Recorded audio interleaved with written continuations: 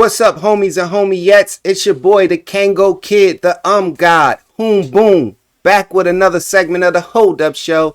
And hold up, we're about to dig into a piece of history. The original Cassius Marcellus Clay, who Muhammad Ali was originally named after. We're going to do a little history. We're going to be digging into a TikTok clip from content creator White George, as well as dig into an article from facts.net that'll give us more context on who exactly Cassius Marcellus Clay, the politician, actually was, aka White Muhammad Ali. Let's get into it. Hold up. Y'all never heard of the White Muhammad Ali? Cassius Marcellus Clay is the Muhammad Ali that we all know, the boxer. But did you know who he's named after? Cassius Marcellus Clay was a white man. He was cousins with Henry Clay, arguably one of the greatest senators in American history who never lost a case before the Supreme Court. Now, the Clay family were enslavers. So Muhammad Ali's family was actually enslaved by the Clay family. But Herman Clay, his grandfather, knew about the white Cassius Marcellus Clay. He was an honorable man, and I'm going to tell you why. So he named his son Cassius Marcellus Clay. And then Muhammad Ali's name, Cassius Marcellus Clay Jr. But he wanted to change his name, and I'll tell you why at the end. So the Cassius Marcellus Clay I'm talking about was born in Kentucky in the 1800s, and he was a bad, bad man. The Clay family is one of the richest enslavers in America at that time, and definitely in Kentucky. But he went up and saw a speech at Yale where a man was talking about slavery and how horrible it was. And he decided right then he's done with slavery. Now, he's from an enslavement family. His fortune side to it. Went back to his family and said, I'm done with y'all, and turned his back on them. Walked away from millions. And his dad died suddenly, and he inherited all of it. He released all the enslaved Americans he had, giving up about $2 million in annual income, and doing so gave them land. Many elected to stay behind because of the way he treated them and gave them a life. He literally changed the way he looked at human beings. So he decided to devote his life to abolishing slavery. He started anti-slavery newspapers, and as you can imagine, this pissed a lot of white people off. Really bad. They came for him. He had an attempt on his life when he was giving a speech about abolition, and when they shot him, it hit his Bowie knife that he had in his chest. And no lie, he took that Bowie knife out, went and got the guy, his name escapes me, ended up gouging his eye out, ruined his eardrum. I want to say might have done his throat. And got his throat, threw him over a fence where the guy cashed in his 401k, basically. Cassius Marcellus Clay was a bad, bad man. He was also a duelist. Take 10 paces and turn around and shoot. He was considered the greatest duelist in American history. I believe he was 21-0. A gentleman challenged him to a duel on his wedding day, knowing that Mr. Clay wouldn't be there. He said, all right, we'll reschedule that fight. So he did, and that man took his life before that night because he knew he wouldn't survive it. That's the reputation he had. He had newspapers in Cincinnati, Ohio, speaking out against slavery. And because people came after him so bad, he'd already had his printing presses burned. He had a Civil War cannon that the cop they would use in the wars, before the war, sitting in his office packed with just metal shards. If he got attacked by white people, he could set it off, and his employees had an escape route out back. That's how serious it was to have a newspaper that said enslavement was wrong. He was given a speech somewhere when he brought out the Constitution. And he goes, if this doesn't convince you slavery is wrong, maybe the Bible will. And he pulled it out. And he said, if the Bible won't, he pulled out 2 Colt 45s and sat them down and said, if the Bible won't convince you, maybe Samuel Colt will. He was legendary for this. Well, he became very, very popular in America, especially in the North. Abraham Lincoln considered him for a running mate, right? But didn't, because he was too controversial. So he sent him to Russia to be the ambassador. So when the Civil War kicked off, Cassius Marcellus Clay told Russia, if you acknowledge the Confederacy, America will go to war with you next. Then he went to Great Britain and France and said, if you acknowledge a Confederacy, Russia's going to go to war with you. Then he got all 3 of them to get together and told Lincoln if he doesn't sign the Emancipation Proclamation, they're all going to have a beef with him. He forced Lincoln to sign that document 2 years earlier than he was ready. And now, while Mr. Clay was in Russia, whenever we negotiated the Alaska Purchase for $7 million, it was Mr. Clay who did it. Dude was that gangster and badass. So anyway, he comes back here and he's retired, and one night he's divorced, and his estate's called Lion Hall in Kentucky. It's still there. And he heard that his ex-wife's new boyfriend was about to rob the place. So he went and waited on him. He killed one with his Bowie knife, and he unalived the other with his pistol, and he was 89 years old when he did it. He passed away at 92 of natural causes. The man has seen and done it all. And that's who Muhammad Ali is named after, one of the greatest abolitionists in American history you've never heard of. But to Muhammad Ali, the name Clay represented his enslaver. And despite his father begging him, don't change your name, you're named after an honorable man, he said, I can't. I can respect both sides, and I guarantee the white Cassius Marcellus Clay would too. That's the white Muhammad Ali.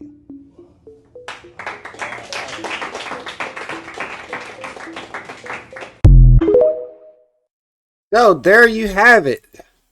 A brief summary of the story of the original Cassius Marcellus Clay, the politician and white man who was an advocate to end slavery and went to extreme measures to make sure that his message got out there.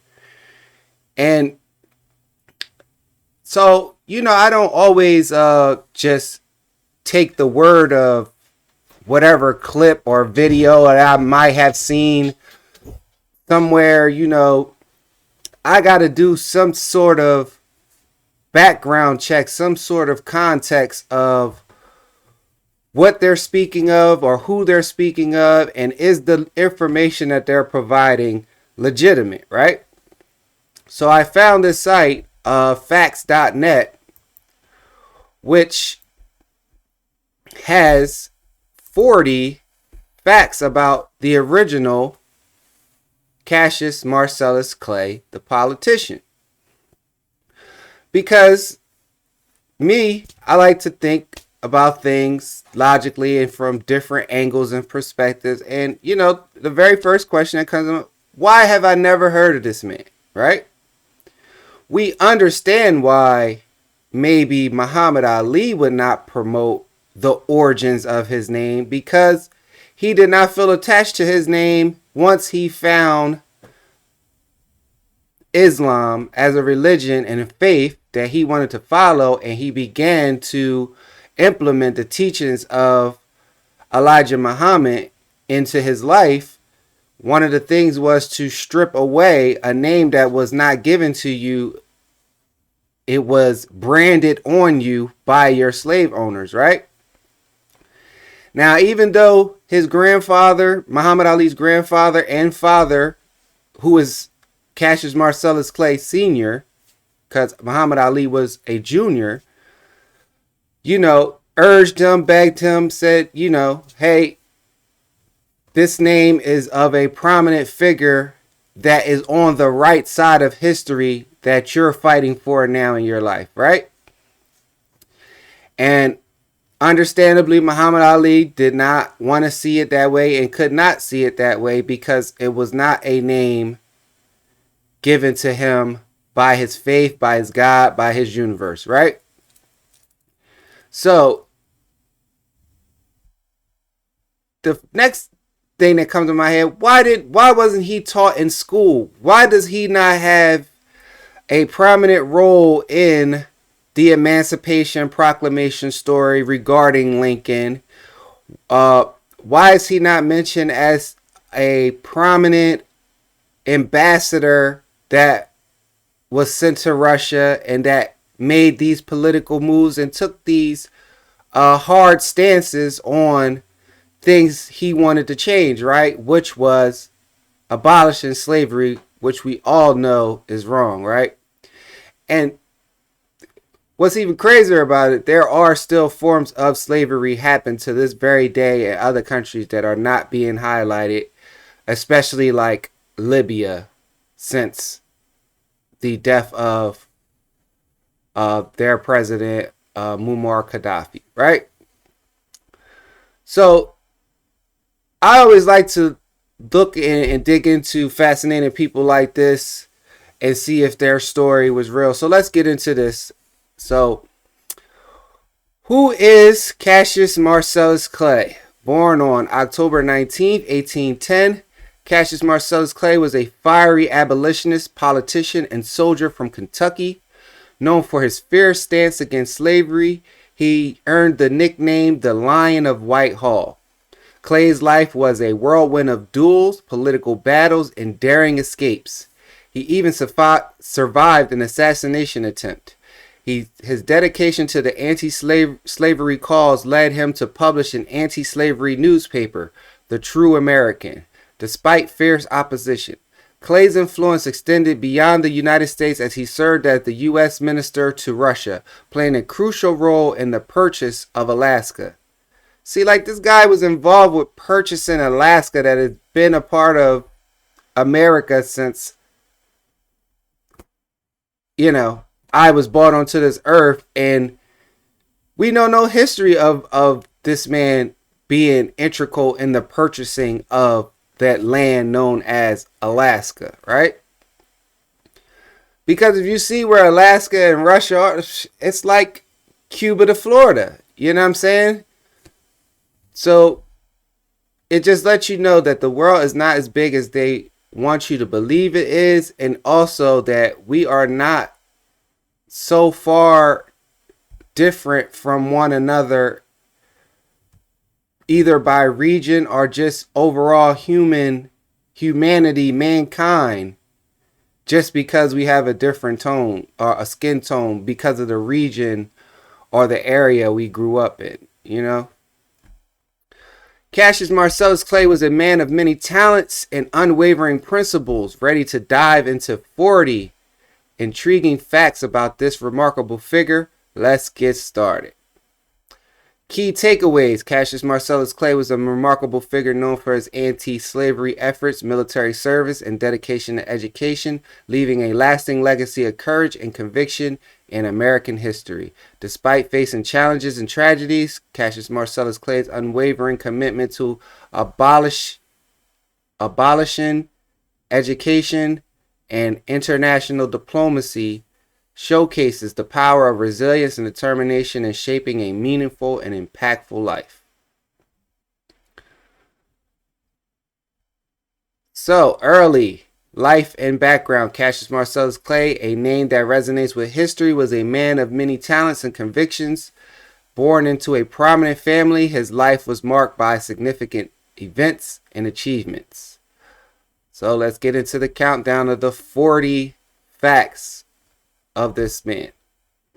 Number 1, born on October 19, 1810 in Madison County, Kentucky, Clay was the son of General Green Clay, a wealthy planter and politician. So shout out to him. He's a Libra. 5 days after your boy. Number 2, he was named after his cousin, Cassius Marcellus Clay, a prominent politician and orator. So they were just passing this name down. Clay attended Transylvania University in Lexington, Kentucky, where he developed his strong anti-slavery views. He later transferred to Yale College, where he was influenced by the abolitionist William Lloyd Garrison. Political career. Clay's political career was as dynamic as his personal life. He was known for his fiery speeches and strong stance against slavery. Number 5, he was elected to the Kentucky House of Representatives in 1835. He served multiple terms. Number 6, he was a member of the Whig Party before joining the Republican Party. Interesting. Number 7, Clay ran for governor of Kentucky in 1851 but was defeated. Number 8, he was appointed minister to Russia by President Abraham Lincoln in 1861. That kind of makes you think, was he such a prominent and fiery figure and thorn in certain people's sides that were happy with the way things were going, that Lincoln kind of purposely sent him all the way to Russia to be the ambassador over there in Russia to just get out of the political sphere in America, because he was causing he was causing such an uproar with him trying to end slavery. Just something to think about. Abolitionist efforts. Clay's commitment to the abolitionist cause was unwavering. He used his influence and resources to fight against slavery. Number 9, in 1845, he founded the anti-slavery newspaper, The True American, in Lexington, Kentucky. Number 10, despite facing violent opposition, he continued to publish the newspaper even after his printing presses were destroyed by a mob. So he definitely was standing on all 10 toes in his principle, and he was willing to fight his own people for the sake of our freedoms. Gotta salute that. So number 10, Clay was a close friend and supporter of Abraham Lincoln, advocating for the Emancipation Proclamation. Number 12, he donated land and resources to establish Berea College, the first interracial and co-educational college in the South. See, this is stuff we need to know. His military service. Clay's bravery extended beyond his political and abolitionist efforts. He also served in the military during significant conflicts. Number 13. During the Mexican-American War, Clay served as a captain in the U.S. Army. Number 14, he was known for his exceptional leadership and courage in battle. Number 15, Clay was instrumental in organizing the defense of Washington, D.C. during the Civil War. Number 16, he was appointed Major General of the Kentucky State Militia by President Lincoln. Personal life. Clay's personal life was as eventful as his public endeavors. His relationship and family life were marked by both joy and tragedy. Number 17, he married Mary Jane Warfield. Mary Jane. I'm liking this guy more and more as I read her. Mary Jane. In 1833, and they had 10 children together. So, yeah, I like this guy. 18. Despite their large family, the couple faced numerous challenges, including the loss of several children. Wow. 19. Clay's marriage ended in divorce in 1878, a rare occurrence at that time. Yeah, us Libras will walk away. 20. He remarried in 1894 to Dora the Explorer. Dora Richardson, a woman 45 years his senior. He still has some cheek clapping in him, yeah? You need some young thing. Later years and legacy. In his later years, Clay continued to be an influential figure. His legacy remains significant in American history.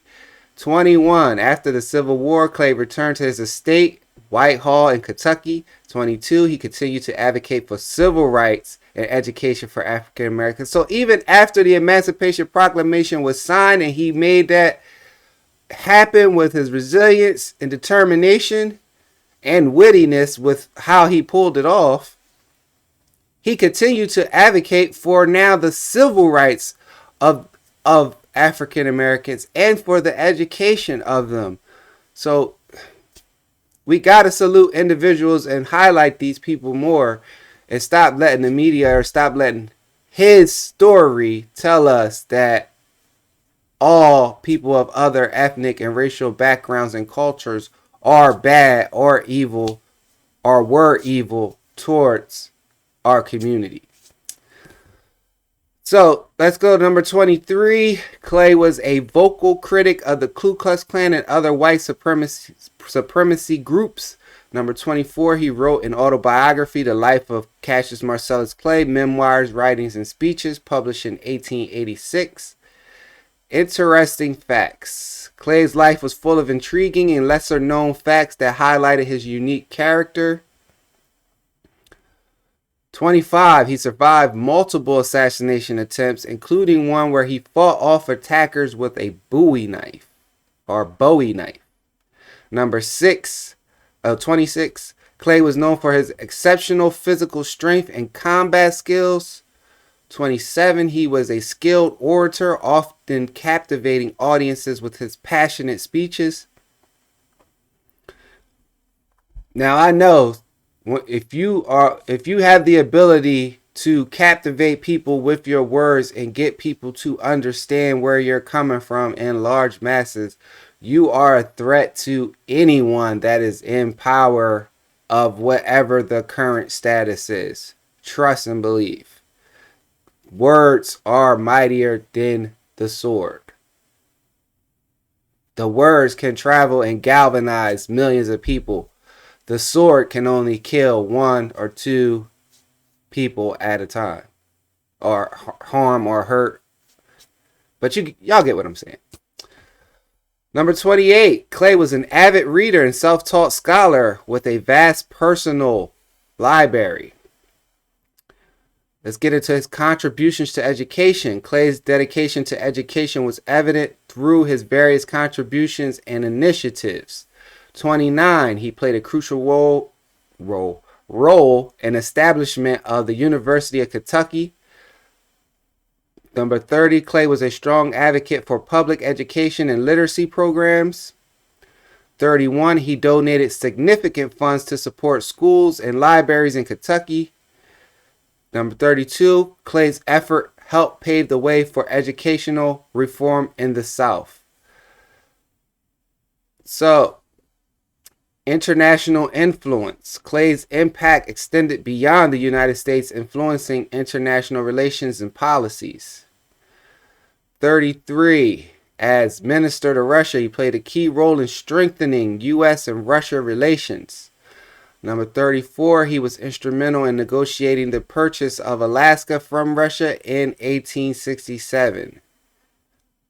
Now, what was the purchase for Russia? Why was that a priority for America? Did they see that as a threat to their borders and wanted to get ownership over that land just to build some type of fort or, safety measures and guidelines so no one could attack our country from the top end of that way? Or was there some other backstory to that? Number 35, Clay's diplomatic efforts were recognized and praised by both American and Russian officials. Number 36, he received several honors and awards for his contributions to international diplomacy. So we're at the final years. The final years of Clay's life were marked by reflection and continued activism. Number 37, he remained active in politics and social causes until his death. Number 38, Clay passed away on July 22nd, 1903 at the age of 92. Lived a very full life.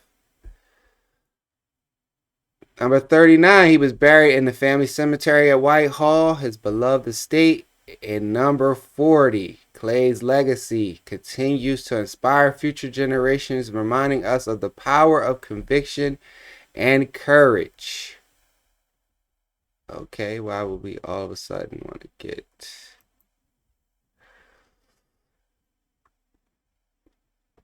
Cassius Marcellus Clay's legacy left a lasting impact on American history. Known for his fierce abolitionist stance, he played a crucial role in the fight against slavery. His bold actions, including the publication of the anti-slavery newspaper The True American, showcase his unwavering commitment to justice. Clay's influence extended beyond his abolitionist efforts. He also served as a diplomat and politician, further shaping the nation's course. His legacy lives on through the countless lives he touched and the significant changes he helped brought about. By standing firm in his beliefs, Clay demonstrated the power, conviction, and courage. His story serves as a reminder of the importance of fighting for what is right, even in the face of adversity. Cassius Marcellus Clay's contributions to history remain a testament to his enduring spirit and dedication to equality. So I'm not going to get into these questions. But yeah. So I just wanted to highlight a piece of history that I found extremely interesting because of how it contrasts with the actual Cassius Marcellus Clay Jr. that we know as Muhammad Ali. Great ambassador and civil rights leader, just overall activist for the advancement of African Americans during his time on this earth. So it was just great to see that